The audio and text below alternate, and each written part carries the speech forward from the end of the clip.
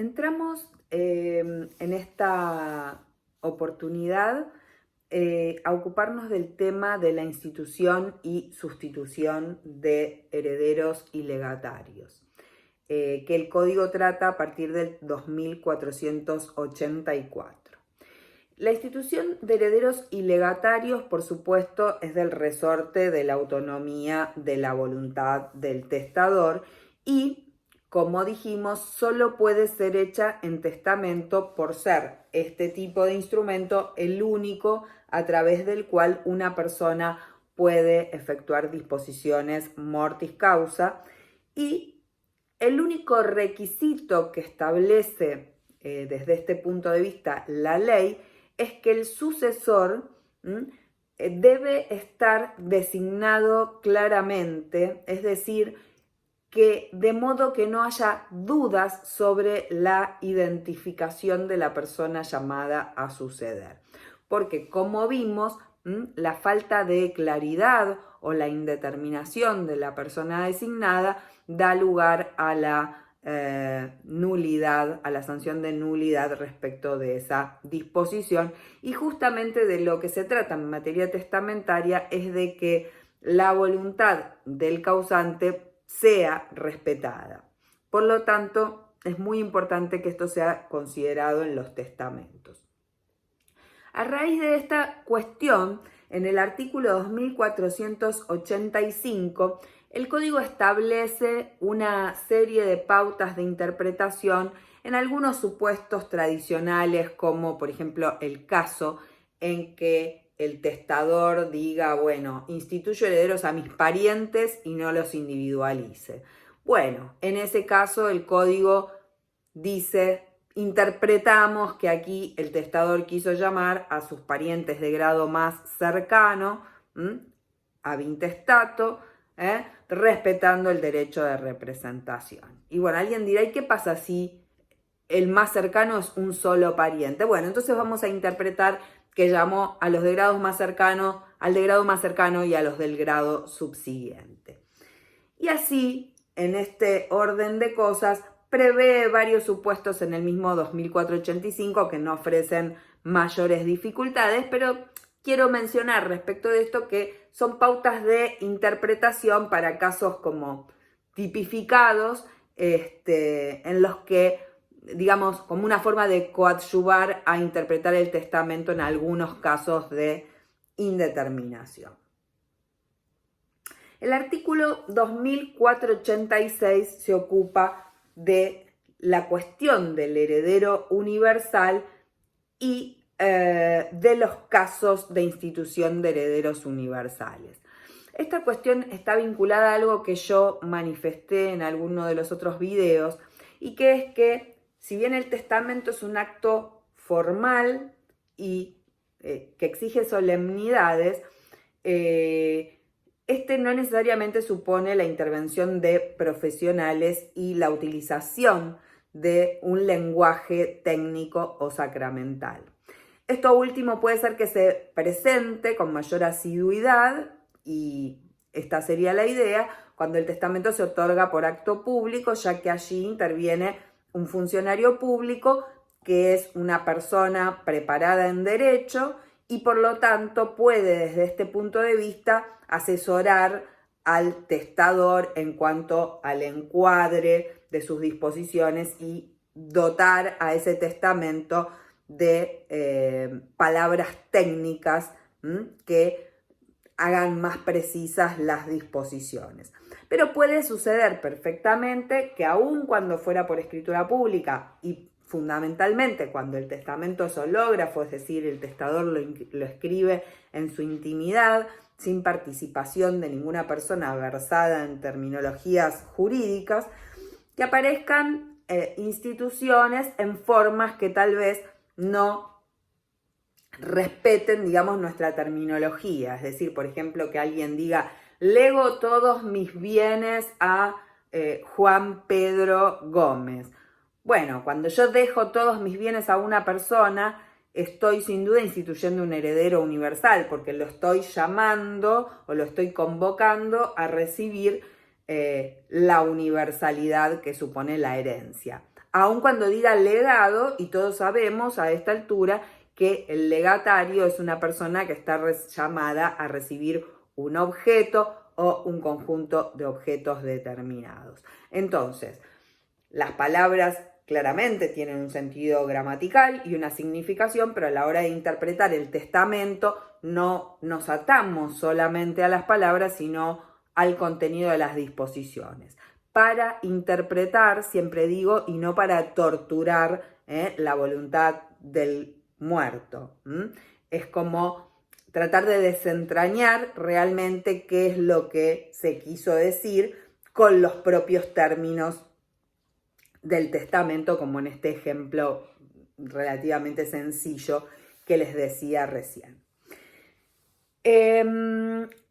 Entonces, lo que se establece en materia de institución de herederos universales es que cuando se instituyen una pluralidad de herederos sin asignarles porciones, se interpreta que todos heredan en partes iguales, lo cual desde ya supone la posibilidad de instituir herederos en porciones desiguales. ¿Cuál va a ser la característica de estos herederos? Que a falta, o que en caso de que la vocación sucesoria de alguno de los otros falle, sea porque prefallezca, sea porque decide no aceptar la herencia, alguno de los otros instituidos, los restantes podrán aprovechar proporcionalmente la porción que a aquel correspondía. ¿Por qué? Porque tienen, digamos, un título universal. Y esto del título universal los convoca a recibir todos los bienes de la herencia. Ahora bien, ¿qué pasa si conjuntamente con estos herederos universales se han instituido legatarios, es decir, personas llamadas sobre bienes determinados? Bueno, pues los herederos instituidos estarán obligados a cumplir esas disposiciones particulares y recién, una vez que hayan cumplido con esas disposiciones, podrán tomar, digamos, o podrán recibir la herencia. Tengan presente que el heredero testamentario, al igual que los parientes colaterales, cuando les toca recibir la herencia, no tienen ninguna porción protegida, no tienen legítima, por lo tanto ellos están obligados a cumplir todas estas disposiciones particulares con anterioridad a poder tomar su parte en la herencia. No pueden excusarse del cumplimiento de esos bienes. Si los instituye a uno o varios herederos, pero les asigna partes, a unos y a otros no, a estos últimos, es decir, los que no tienen asignada partes, les corresponde el remanente de los bienes luego de haber sido satisfechas las porciones atribuidas a los restantes. Luego, el artículo 2487 determina aquellos casos en que estamos en presencia de herederos universales. Justamente, ¿por qué? Porque, como les decía, no se requieren términos sacramentales. Entonces, a falta del término heredero, es decir, si el testador no dice, bueno, instituyo mi heredero a fulanito, o mi heredero universal, yo quiero saber en qué casos puedo interpretar que estoy en presencia de un heredero universal, y esto es lo que establece el artículo 2487. Entonces dice, especialmente constituyen casos de herederos universales, de institución de herederos universales, aun cuando el causante no lo diga, sería, y señala, la atribución de la universalidad de los bienes de la herencia, aunque se limite a la nuda propiedad. En un ejemplo, esto sería, dejo la nuda propiedad de todos mis bienes a Pedro y dejo el usufructo del campo de Lincoln a Juan, el usufructo de tales acciones a Pedro, etc. Si yo puedo hacer distintos legados de usufructo, pero el destinatario de la nuda propiedad sobre todos los bienes revestiría el carácter, digamos, de heredero universal. Luego también supone la existencia de un heredero universal o la institución de un heredero universal el legado de lo que reste después de cumplidos los demás legados. Es decir, si yo hago varios legados particulares, digo, dejo mi casa a Juan, dejo mi auto a Pedro, dejo mi yate a Josefina y el resto se lo dejo a Pedro. Bueno, Pedro se va a considerar o va a ser considerado un heredero instituido. También se consideran institución de herederos universales los legados que absorben la totalidad de los bienes si el testador confiere a los legatarios el derecho de acrecer. Es decir, si yo hago legados que parcialmente cubren todos los bienes y determino la posibilidad de acrecentamiento entre los colegatarios. El acrecentamiento es una facultad que permite a esas personas, en este supuesto, aprovechar los bienes que pudieran quedar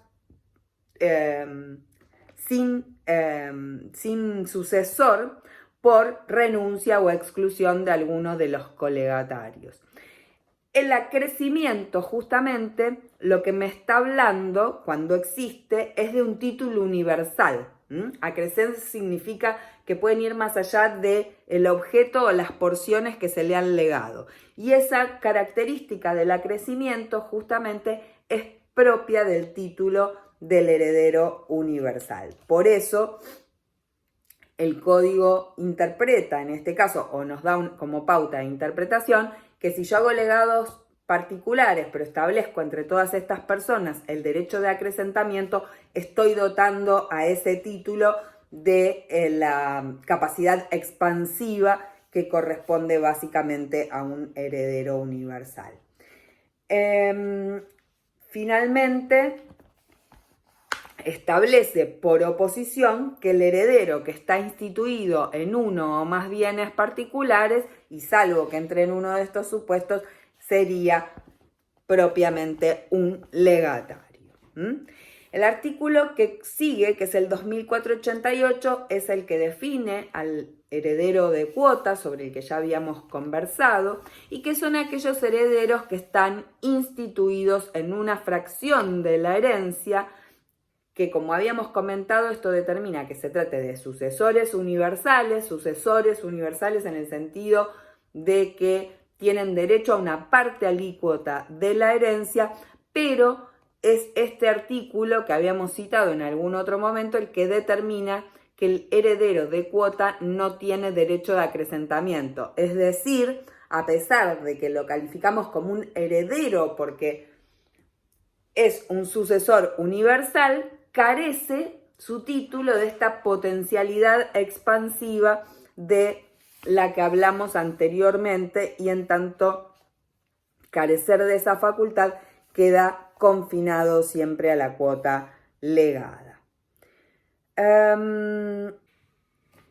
Bien, en cuanto al derecho de acrecer que antes mencioné, está tratado en el artículo 2489. Este es un derecho que corresponde tanto a herederos como legatarios.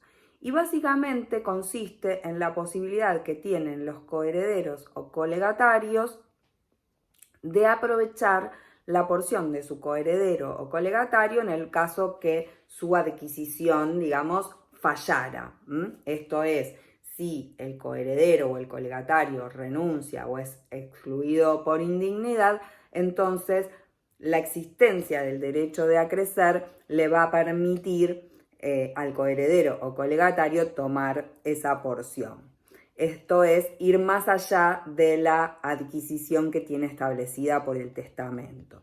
Este derecho de acrecentamiento, como dije antes, está implícito en el título del heredero universal. ¿Por qué? Porque su título es expansivo y en principio abraza la universalidad de la herencia. Por lo tanto, que el mismo esté expresamente consagrado es especialmente relevante cuando estoy en presencia de herederos de cuota o de legatarios, porque allí la existencia o no del derecho de acrecentamiento va a posibilitar o no, la expansión de la adquisición, ¿no? O el aprovechamiento de la porción del coheredero colegatario.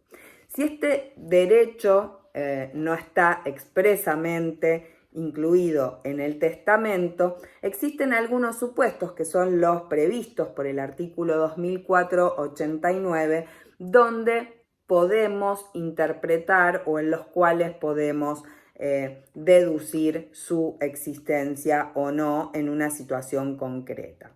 Así, por eso descarto aquella situación en la cual el causante dice: instituyo mis legatarios a María y Juan con derecho a crecer entre sí. Bueno, ahí nada hay que interpretar porque está expresamente dicho. Ahora, si nada dice, lo que establece el artículo 2489 es que cuando el testador instituye a varios herederos en una misma cuota o atribuye un bien conjuntamente a varios legatarios, cada beneficiario aprovecha la proporción, aprovecha proporcionalmente de la parte que pertenece al heredero cuyo derecho se frustra o caduca. Es decir, parte de la idea que cuando la atribución es conjunta, entonces se da entre estas personas el derecho de acrecentamiento. Establece allí que los que se favorecen con ese acrecentamiento quedan sujetas a las obligaciones, por supuesto, y cargas que pesaban sobre la parte acrecida, salvo que fueran, establecidas en consideración, a la persona del instituido. Y que este derecho de acrecentamiento se transmite a los propios herederos. Esto es que si fallece el sucesor, sus propios herederos pueden hacer uso también de este o están favorecidos por el mismo derecho de acrecentamiento al tomar su porción, lo cual también es lógico porque deriva de la propia adquisición hereditaria. En cuanto a la sustitución de herederos, es un tema que está tratado en los artículos 2491 y 2492. Ustedes recordarán que en materia de sucesiones intestadas hablamos del derecho de representación que operaba a favor de los descendientes, en todos sin límite de grados, y a favor de los descendientes de los hermanos en el orden colateral. En materia de sucesiones testamentarias, este derecho de representación no tiene aplicación. Vale decir que en caso de renuncia o premorencia del instituido, vamos a estar ante supuestos de caducidad de la disposición testamentaria. Es decir, esa disposición va a quedar sin efecto y los herederos del instituido nada van a poder reclamar al respecto, por ejemplo, si el instituido falleció antes que el testador. Esto también coloca o produce la situación de que podría ocurrir que las disposiciones, existe incertidumbre para el testador sobre si la disposición testamentaria va a poder cumplirse tal y como él la hace, es decir, instituye a una persona y resulta que esa persona después decide no tomar la herencia o fallece antes que él y entonces esta institución queda en el aire.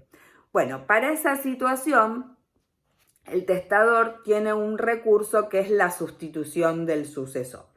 Y en ese sentido, el artículo 2491 establece que el testador puede establecer o determinar un sucesor, sea heredero universal, sea heredero de cuota o sea legatario, que sustituya al primer instituido para el caso en que éste no pueda o no quiera tomar la herencia. Es decir, no pueda porque, por ejemplo, haya prefallecido o no quiera en el caso de que renuncie. Puede a su vez, sustituirlo por una persona o puede sustituirlo por más de una persona. Esto no tiene, digamos, ninguna prohibición, pero lo que supone esta sustitución, que la doctrina llama sustitución vulgar, es que a falta o cuando falla entonces la adquisición del primer instituido, puede este segundo o este sustituto que tiene una vocación eventual tomar la herencia. Queda, por supuesto, este segundo instituido digamos, sujeto a las mismas cargas y obligaciones que correspondían al instituido. Lo que la ley prohíbe es lo que denominamos la sustitución fideicomisaria. ¿Qué es la sustitución fideicomisaria? Aquel supuesto en el cual se procura o se establece un sucesor al sucesor. Así como yo tengo permitido por la ley decir que si Juan Pérez no quiere aceptar el legado o no puede aceptarlo, quiero que el legado lo reciba Marta, lo que no puedo hacer es decir que Juan Pérez reciba el legado, lo conserve y que a su muerte lo reciba Marta. Esto se llama sustitución fideicomisaria porque supone, ¿no?, que el sucesor tiene obligación de conservarlo y que yo lo que estoy designando es un sucesor al sucesor. Y esto básicamente está prohibido porque porque el derecho de las sucesiones se rigen por la ley o por la voluntad del titular de los bienes. Por lo tanto, una vez que Juan reciba los bienes que yo le he dejado por testamento, bueno, él los tendrá en su patrimonio y si se muere, la transmisión de esos bienes se va a regir por su propio testamento o bien por las disposiciones legales. Es decir, que no puede el testador por su propia voluntad gobernar el destino de ese bien más allá de esa primera transmisión sucesoria. En ese orden de ideas, si alguien estipula una sustitución fideicomisaria en su testamento, la sustitución se va a tener por válida, pero no va a servir como fideicomisaria, es decir, no se va a obligar al instituido a conservar los bienes para la posterior transmisión, es decir, se va a eliminar o no va a haber obligación de respetar, pero me parece que es un poco rara la explicación, no va a ser obligatorio para él conservar los bienes y transmitirlos posteriormente al fideicomisario. Esa es la solución de la ley. Asimismo, y en ese mismo sentido, se prohíbe, digamos, la sustitución del residuo en el artículo 2492, según la cual no es válida la disposición del testador por la que llame a un tercero a recibir lo que reste de la herencia al morir el heredero. Yo les decía recién que la fideicomisaria supone que yo nombro un instituido y ese instituido tiene obligación de conservar los bienes para transmitirlos al sustituto. Bueno, tampoco se puede disponer cuál va a ser sin prohibirle la disposición, cuál va a ser el destino del remanente de los bienes, es decir, de los que hayan quedado en su patrimonio para después. Insisto que el meollo de la cuestión de la prohibición de la sustitución, en rigor, es que no se puede disponer sobre la sucesión de otra persona. Imagínense que la ley limita la disposición sobre la propia herencia o futura herencia a través de las legítimas, de las imposibilidades de donar más allá de la porción disponible, etcétera. Mucho más está prohibido disponer sobre la sucesión de otra persona que lógicamente está fuera del alcance de la voluntad. Bueno, hasta aquí lo que tiene que ver entonces con la institución y sustitución de sucesores.